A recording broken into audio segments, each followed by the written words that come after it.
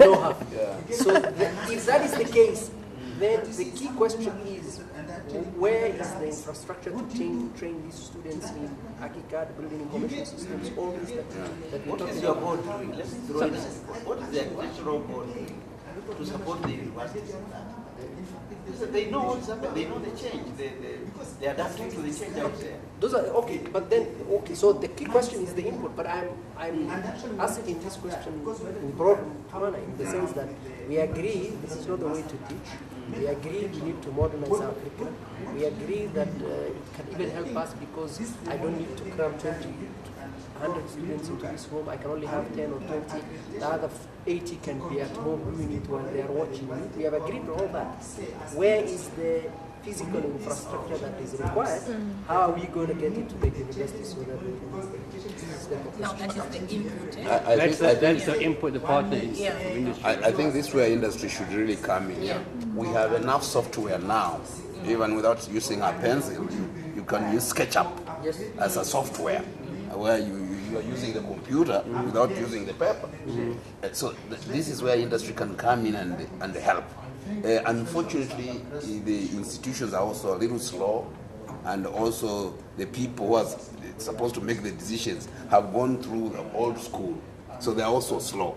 So I think, like you're saying, the round table would be the major platform in which we begin to engage, and we empower the institutions. But what are you expecting from the industry then? If we called in a roundtable, we called the Architectural Association of Kenya, we called in software vendors, hardware vendors, and said, okay, come here. Yes. We need to really put this thing, bring it to a level that whereby once my student leaves the University of Nairobi and they're doing interior design, they come to your organization, they're able to afford. Ready to go. Ready to go. Yeah. Everybody's happy.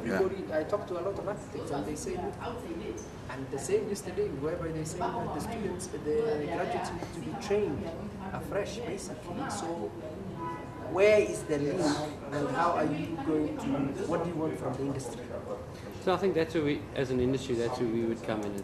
Those roundtables are invaluable because we understand your challenges. Then it's to decide to say, well, we need to put together, we will partnership with, as an industry player in this space. We can't partnership with everybody. So for example, in engineering or wherever, architecture, who are your best partners, right? And then say, right, let's put a framework together, MOU, and that's going to take some investment from an industry standard, right? But knowing that at the outcome of that, I have fully qualified guys that are doing it. Actually, it's already happening because what the industry does, they have student versions of a lot of this software. So student versions, which are basically more or less free. So you're able to, industry is able to give that, and students then get to know the technology and how it goes.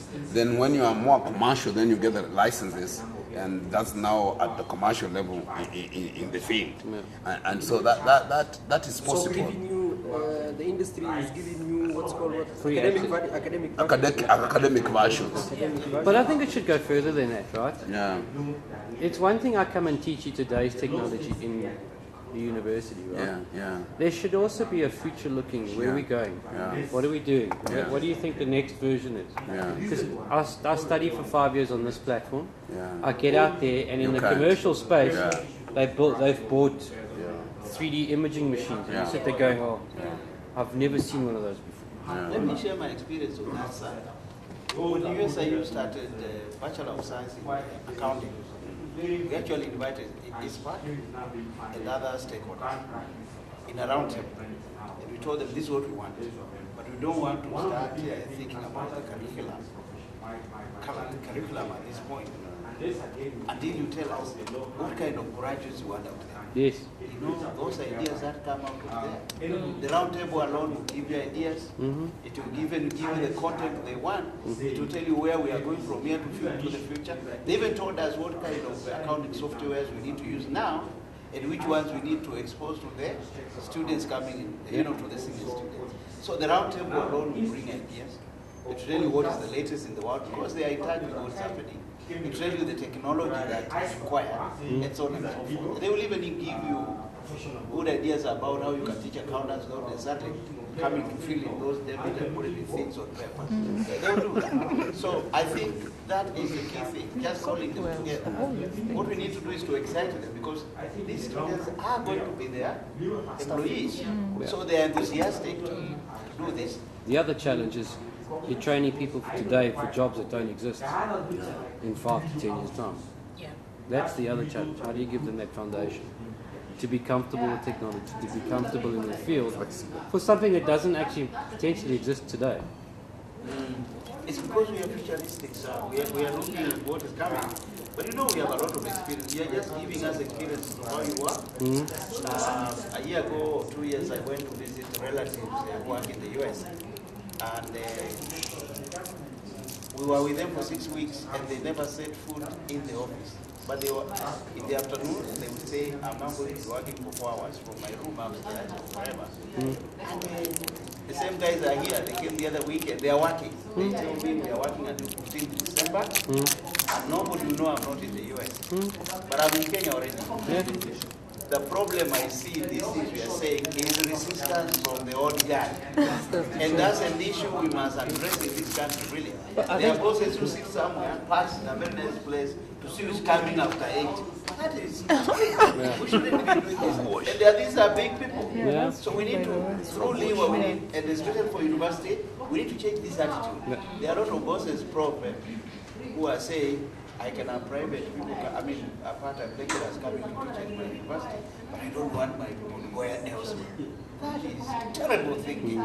So we need to use this forum to change our bosses in the university. So tell them, we shall always do good prostitution, academic moonlighting. It will always be there, because nobody has all the skills.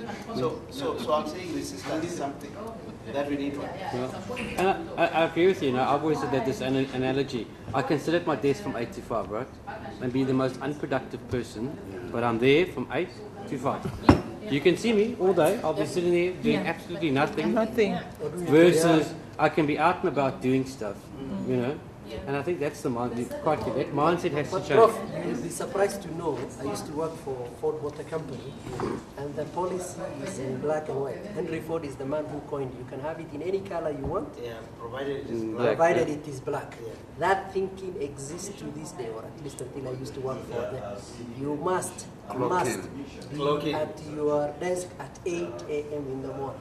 So this is a global brand. It doesn't make sense. So everybody looks at them and says, "But this is ridiculous," and this is how they're being. You know, so it's not something that is unique to Kenya. That's why we have post-Fordist theory. But we are going to change. So you would think a company like Ford should know better, but that's the way. It's target setting, actually. Can you meet your targets by being here or being anywhere else? Maybe once or twice in a month to give you a report, make sure you achieve your targets. It is here. It has come. And that is the way to go. Yeah, that's the way to go. Sorry. Yeah, that's the point. I just wanted to maybe shift somewhat from my team. I wanted to look at some of the areas that actually require physical presence. Giving an example of actually things like engineering, mechanical engineering, where you find that for much as you have the IT, you lose teaching and everything else, you want a student to go and have that hands-on. The technology is moving. Today, some of the institutions which are coming up, they don't even have what is old and outdated. But they want to start from somewhere. So you present a request to the management, and they look at the huge thing that you want just to put a very small workshop. And they say the best thing is to start another unit that can accommodate 300 students rather than producing the 10 engineers that you want. So we're looking at the kind of, in these infrastructures, whether maybe through this forum of the LIWA, we can be option maybe to have industries from Kenya which are willing, and the institutions which are coming up. And then within the institution, the industries, we can say that maybe can grow less available in observations, they're introducing good lines. We can be able to know maybe what rolling is they are good in this. And then we can sit down with those particular universities and we say that this particular area, then we can maybe be taking our students once in a week, you know, that kind of a partnership they come in. Because in a university, we cannot buy maybe a whole line to be teaching students. We prefer to take them somewhere. So we wish to have those institutions. If we can have those institutions listed down, And then we can know where to start, which institute can we apply to. And then we'll be assisted with the mechanisms to come out with those MOUs and to see the... In fact, to add to that, if you allow me, Koya, it was talked about. Just need to go to Koya and get the list in there. They have done this. They know who is where. Sorry, Koya.